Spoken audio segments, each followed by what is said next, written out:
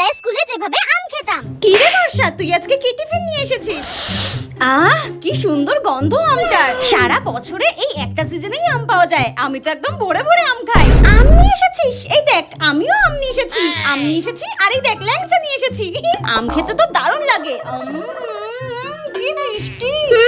আরে তুই এইভাবে আম খাচ্ছিস কেন? এইভাবে কেউ আম খায় নাকি? এইভাবে তো বড় লোকের আম খায়। আমরা কিভাবে খাই দেখ তাহলে। হ্যাঁ, আমাকে তো সবসময় মা এইভাবেই আম কেটে দেয়। আমি তো সবসময় এইভাবেই আম খাই রে। ধুর, তুই আমাকে দেখ।